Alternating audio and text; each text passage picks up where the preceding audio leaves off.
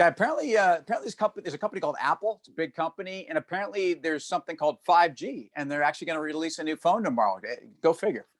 I saw that today, and I saw that the Apple stock was up 6.5%. But before we even start talking about Apple, get it out of your system now. Well, you know what? Just say it. Just go. Just let's get it So out. unlike you, who's got often a mean-spirited thing to say about my Mets. By the way, we got Thor and the Degrominator leaning out of the dugout right now. The boys of summer. I see that, And this is after Friday. Look, I was on your team. I had Yankee pinstripes. I had logos on my screens. So you know what? I tell you what, I think you dodged a bullet. Instead of losing to the Astros, you lost to Tampa. Because you imagine, I like what you did with the Yankee insignia up there. You play. It's something that I typically would do. I will play the part of, really hope the Mets do okay, because then I win on either side. If they win, I say, see, I was rooting for you, and if they lose, I win. So I mean, great job by you. And you know what? It wasn't that contrived. It's. By the way, rest in peace, Joe Morgan. I see Joe Morgan.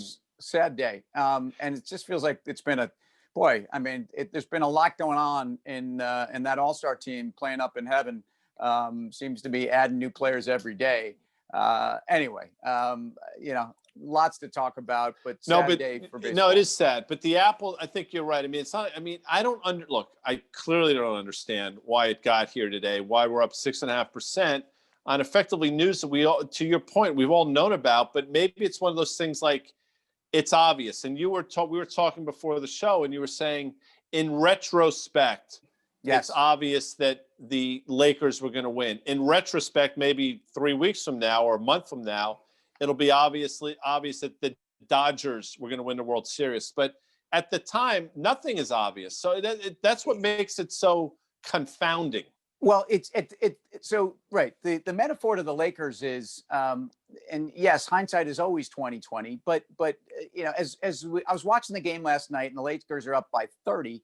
And while the Heat had a valiant run through the East and beat some great teams like the Celtics, who I think could have competed, you're watching this game, and you're like, of course the Lakers are winning this, and of course they're dominating this. And LeBron is now grabbing his 4th title overall. With 3 different teams, which is extraordinary. But it's like, of course, Apple is up 5%, 6%. The world's biggest company, a $2 trillion company, is able to move 6% on really no news, other than, yes, tomorrow they release a 5G phone. We knew that. Oh, by the way, today also, Amazon, the 2nd largest company in the world, is up 5%, because guess what, Guy? They have this big day once a year called Amazon Prime Day. And it starts tonight. And it's as if we didn't know that. So, these are moments which are fascinating to watch. And as market participants, we see it. And as voyeurs of the sporting world, I guess we should have known the Lakers were going to win all along. But I guess you should have known. But then you say to yourself, did LeBron have enough of a supporting cast? And the answer is clearly yes. But I'm sure there were people that thought, maybe the Celtics were the team this year. I mean, there were a number of teams. Maybe Houston finally will figure it out. So a lot of people like Oklahoma City. A lot of people like the other Los Angeles team as well. Although it's obvious today on this Monday, it wasn't obvious to me, nor was the Apple move. And I sit here scratching my head. Maybe it becomes one of these, we talk about all the time, a sell the news event. In other words, tomorrow's the day.